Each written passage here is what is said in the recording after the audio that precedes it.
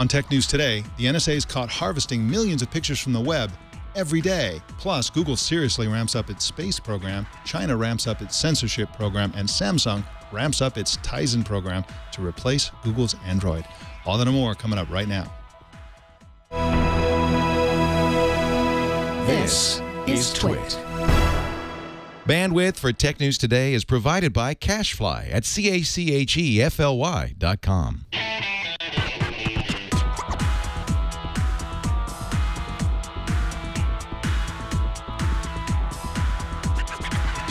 This is Tech News Today for Monday, June 2nd, 2014. This episode is brought to you by Squarespace, the all-in-one platform that makes it fast and easy to create your own professional website or online portfolio. For a free 2-week trial and 10% off, go to squarespace.com and use the offer code TNT. Welcome to Tech News Today. I'm Mike Elgan. And I'm Jason Howell. Tech News Today explores the big stories of the day with some of the world's best journalists. Our guest co-anchor this morning is tech media entrepreneur Joe Panettieri. Welcome, Joe. Hey, Mike. Thanks for having me. Well, today's the big day, Joe. Can you feel it? Can you feel it in the air? There's going to be a big developers conference about one of the most exciting smartphone operating systems ever. And I'm referring, of course, to the Tizen, Samsung's Tizen Developers Conference taking place in San Francisco, which nobody is talking about. No, I'm kidding. Well, I'm talking, of course, I'm about stranded in New York, so I won't be at that one either. So, well, it's an odd thing. We're going to talk about the Tizen operating system as well, and later on today, this morning, of course, Tech News Today this morning is early. If you're watching live, you know that it's early at 8:30. If you're not watching, if you're still sleeping, then just ignore what we're doing here. Just keep sleeping. But at 10 o'clock this morning, we're going to do a live heckling of the keynote address for WWDC with Leo Laporte, Sarah Lane, Alex Lindsay, and myself. And so tune in for that if you have any interest at all in what Apple is announcing this morning. So, Joe, what do you say? Why don't we just get right into the news? Yeah, let's jump in. All right. Well, the National Security Agency is collecting millions of digital pictures from the internet every day, including thousands of facial recognition quality images. The information is the latest revelation from the Edward Snowden trove of leaked NSA documents, of course, and the pictures are extracted from emails, text messages, social networks, video conferences, and other types of communication. The story also revealed some interesting details, including the fact that the NSA relies in part on facial recognition technology from a company acquired by Google. It's now Google property. It was acquired in 2011, and it's called the Pittsburgh Pattern Recognition, or PitPat. That's the technology used by Google itself for its own facial recognition. The NSA is also using the ability to match harvested snapshots with satellite photos to figure out where the snapshots were taken. In other words, they can, in some cases, look at some picture somebody took, look at what's in the background, and their algorithms will find that location using satellite photography.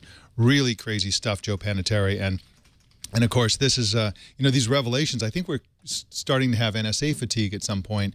These revelations are absolutely mind-blowing. And yet, here we go again. It's another Monday, another massive revelation. Yeah, good Monday morning. Not only is the NSA watching everything you write, they're also sort of replotting your entire face into a digital system, which is good to know, I guess. You know what? One trend I've noticed in recent weeks is more and more of my friends in the IT community are posting fewer and fewer family-oriented and friends-oriented photos on Facebook. And I think people are starting to get spooked about how these images are going to be used and or archived for all of eternity by government systems.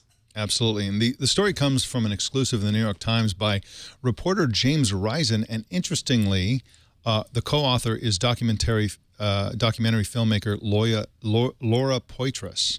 Now, Laura Poitras was the filmmaker who kind of partnered with Glenn Greenwald in these revelations. In fact, she was the one who brought who introduced Edward Snowden to Glenn Greenwald. Even though Greenwald had previous conversations with Snowden, he kind of blew him off and thought he might be a hack and didn't really feel like installing the encryption that Snowden was demanding. But it was Laura Poitras who basically pushed him to interact with Edward Snowden, and so now she's working with the New York Times. If you read the book No Place to Hide by Glenn Greenwald, Laura Poitras was very anti-New York Times, very anti-establishment newspaper media because she didn't trust them.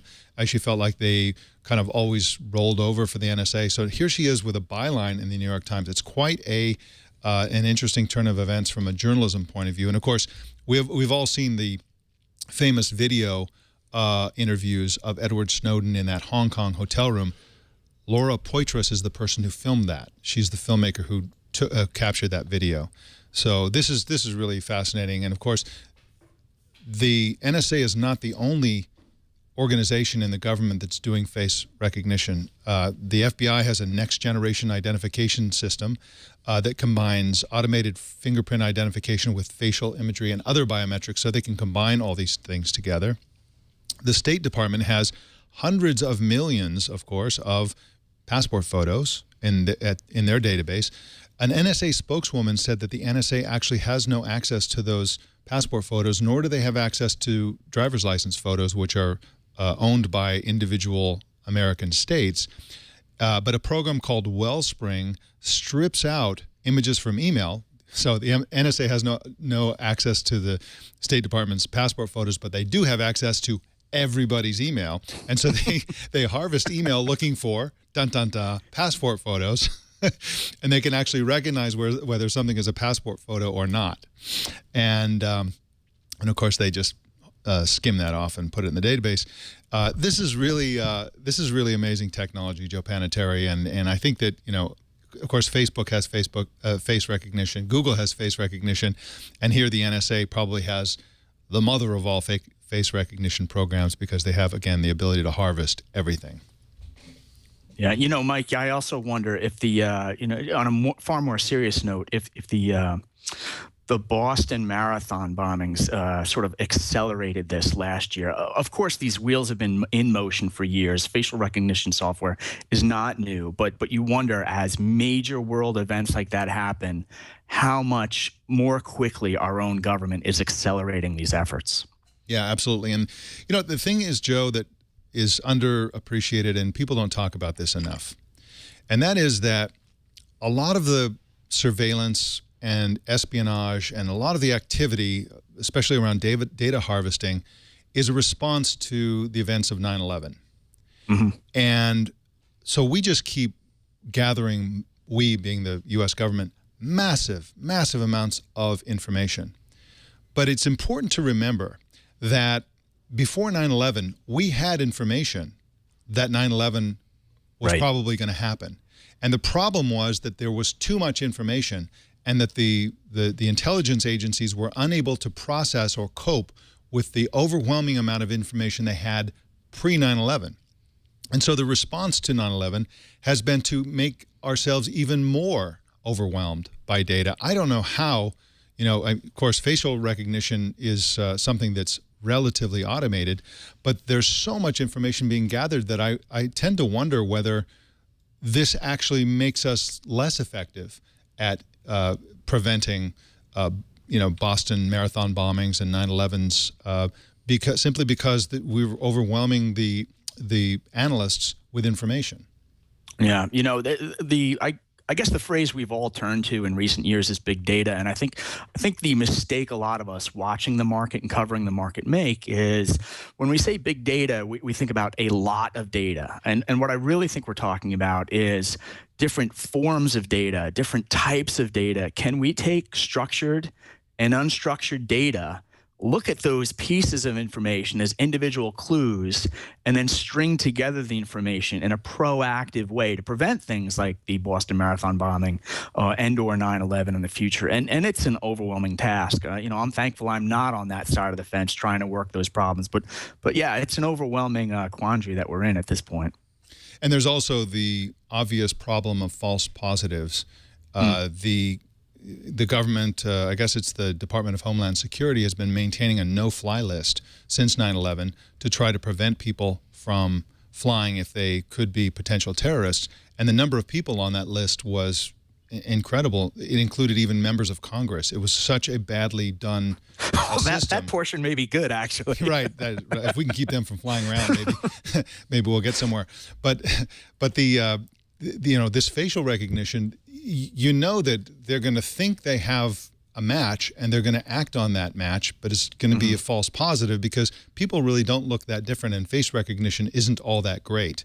And so, especially when they're using inadequate forms of imagery, if they're using security footage, if they're using bad passport photos, that sort of thing, they may not get the right person, and it may cause again the problem of chasing the wrong leads, doing things that are just a waste of their time when they should be focusing on the real threat. So, I still think that all of this surveillance, despite the fact that it's probably violates the Constitution, that it's a big political issue and that it's a big violation of privacy, the intelligence agencies haven't proved that it actually does any good, that it's actually effective. So that's something that we need to keep an eye on as we go forward and figure out what to do with organizations like the NSA that are doing this kind of preemptive harvesting. Well, in just a sec, we're going to talk about Google's space program. But first, I want to tell you about the greatest place on earth to build a website. And that, of course, is Squarespace.com. I've been using Squarespace for a couple of years, maybe 3 years now. I love this site because it's so easy to use. I'm pretty lazy, but I love beautiful websites. And so Squarespace is something that I personally like for those reasons. They have 25 beautiful templates for you to start with. Choose any of these really nicely designed sites. These are really nice sites. And then you can modify and tweak it. Add your own photography, change the typography, add pages, delete pages, add functionality that whatever you want, including e-commerce. If you want to receive money, either by selling things or if you want to raise money for your nonprofit, all subscription plan levels at Squarespace.com have e-commerce. It's super easy to use, but if you do need help, the help is by email and chat, and it's 24 hours a day, 7 days a week. And they also have a customer help site that gives you video workshops and help articles that will guide you along and help you get better at managing a website. And of course, Squarespace is mobile ready. That means for the people who are looking at your website with a mobile device, your website is going to look spectaculicious because it's automatically redesigned on the fly for a mobile device. So it's native no matter what the device is. It's also mobile ready for you as somebody managing your site. A Squarespace metric app for iPhone and iPad lets you check your site stats and manage your site generally. And there's also a blog app that helps you manage your Squarespace blog. And of course, hosting is included, and hosting doesn't get any better. You cannot bring down a Squarespace site. And I know that Leo Laporte has tried. He's thrown the Twit army at various Squarespace websites, and they never go down. So start a free 2-week trial with no credit card required and start building your website today. When you decide to sign up for Squarespace, make sure you use the offer code TNT.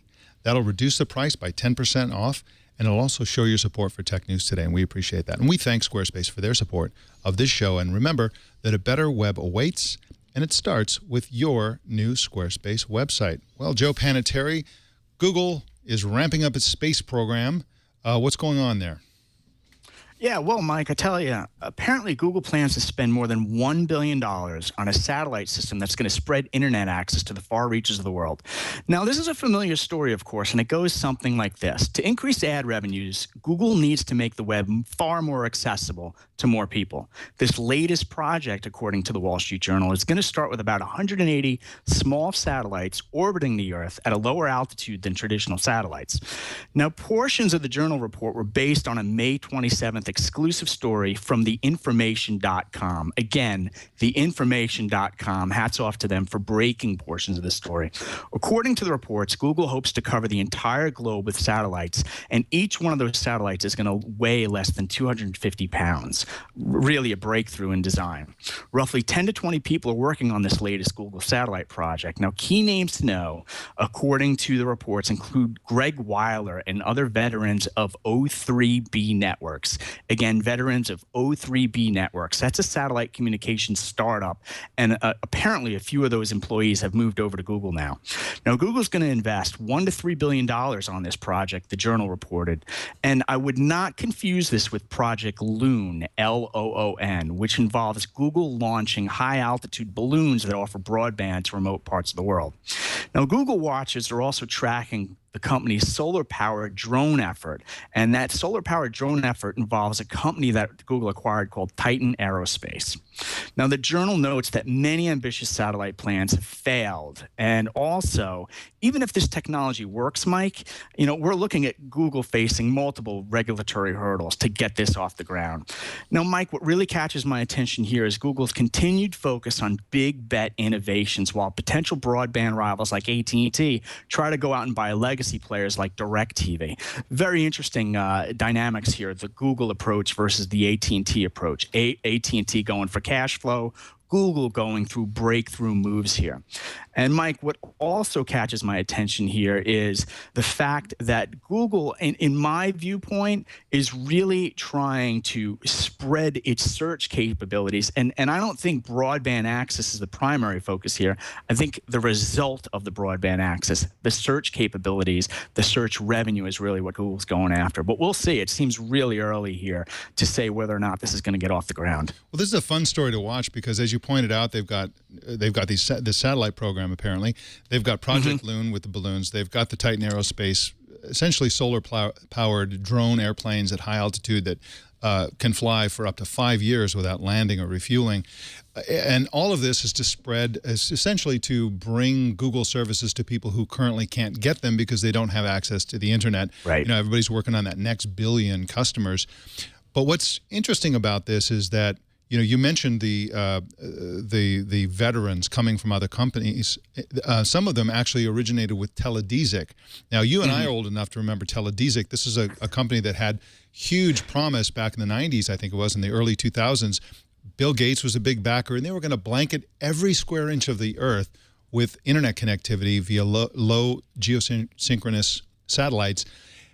And that's what's interesting about this. These companies where these executives are coming from failed. They all had these highfalutin ambitions, and they all failed. So what can Google bring to the table here that will enable them to succeed where everybody else has failed?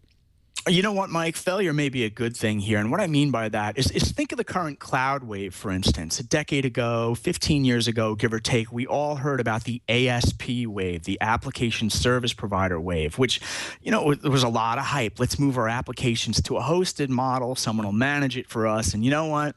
The model didn't scale. Things broke down. And there was a lot of failed projects in that area. But from those ashes came the cloud in terms of truly scalable, elastic online computing. And I think Google learned from that, Rackspace learned from that, Microsoft learned from that, and the list goes on. So I think if we now apply that example over to this satellite example, let's rewind. I remember in the mid-1990s, we were talking about, quote unquote, the information superhighway. What it really became was the World Wide Web after many failures. And I think we'll be looking at similar progress here in the satellite world where, yes, many projects failed in the 1990s, billions were spent, but look at what Google's doing here. Again, while some companies are going out and making $40 billion bets on legacy satellite deals, Google's investing $1 billion here, $1 billion there. Hey, to you and I, $1 billion is a lot of money. To Google, that's a worthwhile bet to see if they can get something to take off here and get that quote unquote next billion community of people online searching through the Google user interface. Yeah, and it's an untested assumption that they're making, which is that the next billion is something that's going to pay for itself in terms of advertising revenue. Because, for people, if you imagine what kind of people are so remote and so impoverished that they don't even have an access to the internet, not even their entire town or whatever has access, they're not going to be buying Lexuses. And if advertising is based on the concept that you advertise goods and services that people will pay good money for, and then it pays for itself. And so that may be it may be much more difficult for them to pay for these programs with the advertising that they expect to get. On the other hand, we can assume that they're making the world a better place by spreading internet connectivity, and now people will have pictures of fuzzy kittens globally, which is, of course, very important.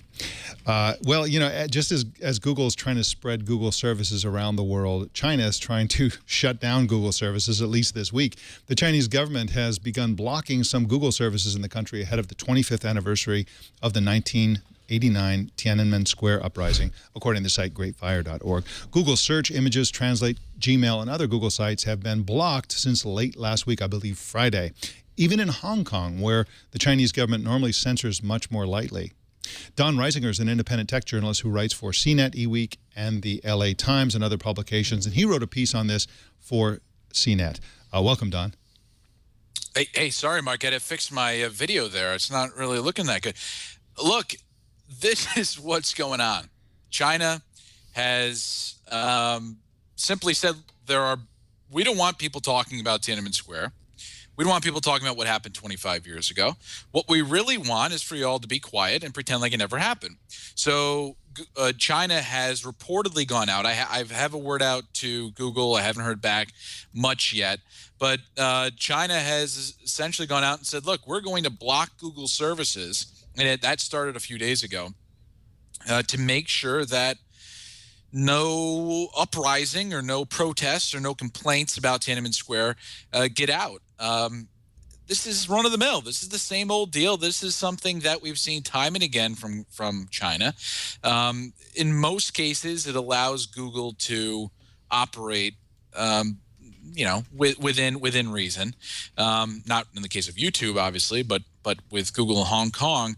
But it looks like right now, according to people on the ground in China, they cannot access many Google services, and there's no telling when that might end. Probably later this week at best.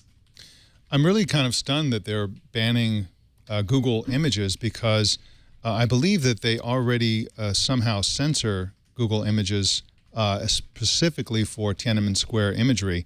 And by the way, this isn't just a censorship that keeps people from talking about it. Polls have indicated that a majority or a vast number of young people under the age of 25 in China have never heard of the Tiananmen Square uprising. They've successfully prevented people from having any awareness of this. So why do you think that the Chinese government is going to such great lengths to censor sites like this when, in fact, the information is already pretty limited and the censorship that's already in place is pretty strong? China, because it's part of the process. That's part of the goal. We want to make sure that these people not only not know, we want to make sure they never know. And the more we can keep out of their purview, the better. I mean, we see Weibo is being censored to some degree. I mean, the censorship in China is coming to such a point that it's difficult for anyone to truly make a statement and get out there before they're shut down. I mean, the governments or the companies that are controlled by the government are essentially being told, look, if we see anything that we don't like on there, you're going to have to take action. And these companies do, because China is such a huge market. It's such an important market for these companies. And they have no choice but to play ball. Now, Google has attempted to rebel a bit. One can debate how good of a job it's doing. I think Google realizes China's a huge, important market for it. And I think publicly Google likes to play like it's doing, fighting the good fight. But whether or not it really is up for debate. I think we have a lot of concerns here in terms of censorship. And a lot of us here in the U.S. and other parts of the world, that aren't censored to that degree, I would say, we don't really pay much attention to it. But is that really best, not only for us, but for the world economy? Is that best for cultural shifts and the oppressive ways in which people are not allowed to access the internet? I think it's a real issue. I think it's a real issue, and I don't think we spend enough time thinking about it, talking about it, and worrying about it. Because if we have an entire generation that grows up without having the ability to see what the world is really like, what does that create for our children? And I think that's something we need to think about. Now, just a couple of points of history here to review that are important for understanding this story. The first is Tiananmen Square itself. This happened in 1989. Essentially what happened was a number of protesters gathered in Tiananmen Square to call for democracy. They wanted multi-party democracy. Of course, China is not a multi-party democracy. It's not really a democracy at all. It's an authoritarian government run by the Chinese Communist Party. And what happened after that was interesting. There was a division within the Chinese army where initially Chinese army units were supporting the protesters. And so the Chinese government had to bring in more loyal army units from outside the capital to come in and sort of take care. And there was a division within the army. And this is what China's really terrified about. They're terrified because they understand that they're a barely legitimate government at all, because they don't really have the consent of the governed. They're concerned about an uprising, a democratic uprising, where the people essentially rise up, overthrow them, and establish a democracy. They're terrified of that, and that's what most of this censorship is all about. The other point of history is the events that took place with Google, where a few years ago, Google was found that it's Chinese. It had a big presence in China proper. It had a big main office. There was a Chinese-based, mainland China-based search engine organization, and they found out that their servers were hacked, and that pro-democracy protesters had their Gmail accounts hacked and harvested and read, so they could determine the locations of these people, to presumably to arrest them and to monitor them and so on. And also Google believes that pro-Chinese government hackers, or the Chinese government hackers working directly for the Chinese government, successfully hacked and stole their intellectual property for their Google search algorithms, which is their key secret sauce essentially for the company. And presumably that would be for industrial espionage, to share it with Baidu and maybe other Chinese operating systems. And that was a belief that's never been proved, but that it seems to be a belief by China itself. So those are the historical points of context for this story. And so it's going to be an interesting week, because the 25th anniversary is a significant anniversary. And I think that's why they're going to such great lengths to censor so strongly. It's because this is a big moment where people who want China to remember this anniversary will be especially active, because 25th is a big anniversary. Right. And one other point of history here, Mike. Let's also not give Google the total right of way here, in the sense that when the search was in China, Google did allow for certain censorship of its search results, something that it was panned over and something that was heavily criticized about. Only after bowing to that heavy criticism did it move it to Hong Kong, and only after there were certain business effects. So, I'm not here to say Google's wrong or right. I'm just here to say that, I think more needs to be done when we look at Google and we look at Google's response to this, and any American company. We have a lot of American companies right now flocking to China, acting as though China is the next great frontier for consumerism, which it might very well be. But what are we giving up as American companies by going there? And how does that impact the people in China and the people around the world? And that's something I think we need to spend more time on and look at. And it's concerning. I agree with you, Don Reisinger, and I want to thank you for coming on Tech News today to tell us about this very interesting story. Hey, Mike, one more comment. Sure, go ahead. If you don't mind. No. Later on at your Apple WWDC event, okay, you guys are heckling, as you put it. I'm putting out a challenge. Can you not say the word Apple at all through the entire event? And if you have to say Apple, you have to take a drink. What do I have to drink? Do that on this network? Vodka, whiskey, whatever, you name it, you do it. Shots. If we're allowed, or if you can't do that, Pepsi. And I think it should be interesting to see how long it takes before you have to say Apple on the WWDC event. Well, I'll raise the issue with Leo Laporte and Sarah Lane and Alex Lindsay. I'm sure if we decide to do it, Alex Lindsay is a crack bartender. So we very well may do that. Of course, it's 10 o'clock in the morning here, but, what are you going to do? It only comes once a year. Right, exactly. It's a major event. Enough of this talk about serious stuff. It's Apple Day. That's all that should matter. All right. Well, thank you, Don Reisinger, for coming on and giving us the Apple Challenge. Thanks a lot. Take care, you can Mike. find Don at facebook.com/Don Reisinger and also on Twitter at Don Reisinger. Well, the popular video streaming site Justin TV announced that they're going to delete all archived video next week and kill both its premium account option and the ability to record live video streams. Wow. According to the company, people just don't watch recorded videos that much. They say that more than half are never watched, while the most watched videos are watched only 10 times or fewer. This is kind of whack, Joe Panettieri. What do you think about this? It seems like a very reckless move. Yeah, and the piece that makes me nervous is look at my current title. My current title is Tech Media Entrepreneur, right? And right now I'm out in the market very quietly researching what various platforms I should use for some next generation things I'm working on. And one of the things I'm always worried about is that platform going to be around tomorrow, next year, and years from now? And this is yet another example of a lot of hard work potentially getting thrown out the window and or just turned off. Yeah, exactly. And of course, Justin TV's Twitch TV is reportedly for sale, potentially to Google's YouTube. Well, Samsung announced its first ever phone running the Tizen operating system. The Samsung Z is what it's called. And the phone has some pretty standard hardware specs, plus a fingerprint sensor built into the home button and a heart rate monitor on the back, just like the Samsung Galaxy S5. But unlike the S5, the Z has a lower display resolution and inferior camera. The phone will debut in Russia by September at a yet unannounced price. And Samsung, as we mentioned at the top of the show, is also planning to launch a Tizen store for apps and a Tizen developers conference in San Francisco, the same city at the same time as Apple. And it's also curious that they announced this Sunday night, which is when you announce something when you don't want anybody to notice. Very strange. Right.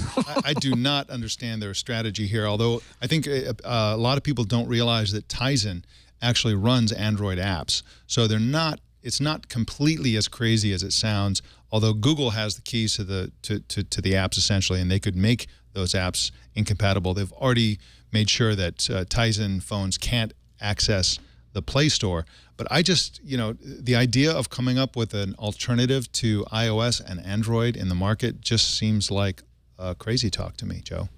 Yeah, just dial a Redmond and see how difficult it is to do something like that. And the other piece of it is not only launching the iOS and Android alternative, yet another app store. I mean, are people really going to sign into yet another app store? You almost wonder, should these efforts be spent on whatever the next generation is, whether it's a voice interface, et cetera, rather than yet another smartphone interface. And what's going to be on the App Store? I mean, who's going to develop for the Tizen operating system? Of course, there are other Tizen devices out there. They have Tizen in their smartwatches, Samsung cameras, Samsung TV sets are running Tizen. But I just don't see significant numbers of smartphone developers developing for the Tizen platform. It's just not, can't compete with iOS and Android. It simply can't. So that's a kind of bizarre move by Samsung. Presumably it's a hedge, but they seem pretty serious about it. So we'll see what happens. Well, some high-profile websites this week plan to protest mass surveillance by the National Security Agency with an organized movement called Reset the Net. Participating sites include Reddit, Imager, Boing Boing, and DuckDuckGo, as well as political activist sites like Amnesty International, Greenpeace, and MoveOn.org. The protest takes the form of a Reset the Net splash screen on websites, plus the distribution of a mobile privacy pack that includes free tools for using the internet securely. Plus, organizers are asking that people spread the word on social media. So you're going to see that around the internet, and you'll know what it's about because it's going to be everywhere. Well, TNT fan Kevin Berg sent us an email about coverage last week of Apple working on a new mobile wallet payment system for retail, and he had some interesting thoughts on that. He wrote, "I'd be very happy if Apple introduced a mobile payment system because I think they could do it right. But I just want someone to introduce something that will take off among brick-and-mortar stores or some kind of standard everyone can agree on. Yes, mobile payments are convenient for the average person, but they could be truly liberating for people with disabilities. I have fairly severe cerebral palsy," he writes, "which confines me to a wheelchair and affects most of my body. When I go to a store by myself, I can't handle my wallet myself, and many clerks don't like to dig through my backpack to find my wallet. On the flip side, I have an iPad mounted on my wheelchair for work, communication, and other things, and it would be great if I could just make a few taps on my iPad to pay for whatever it is I'm trying to buy. I can do it now at maybe a couple of stores, but then only if I use the service that they support. Can't we just make this work already?" I think that's a great point. The promise of digital wallets in general for a lot of people who are disabled, who are visually impaired or whatever, this could be life transforming. That and a self-driving car could completely transform the lives of millions of people. So that is a very great point, Kevin Berg. Well, that is the tech news today. Joe Panettieri, I want to thank you for coming on today. Hey, Mike, thanks for having me. And you are on again tomorrow, and in fact, you are our new Tuesday guy. You're going to be our co-anchor every Tuesday from now on, and that is great news as far as I'm concerned. Well, thanks for having me aboard. I appreciate it. All right, so we'll see you tomorrow. Now, those of you watching, you got to subscribe to Tech News Today. It's the only way to get Tech News Today. Go to twit.tv. Even if you watch live, you should still subscribe. Go to twit.tv/TNT. You can subscribe to our YouTube channel at youtube.com/Tech News Today. And please follow us on Twitter. Tech News Today TV is our name there. And we want to hear from you. Comment on Twitter or Google Plus using the hashtag Tech News Today. Send us an email at tnt@twit.tv or leave us a voicemail by calling 260-TNT Show.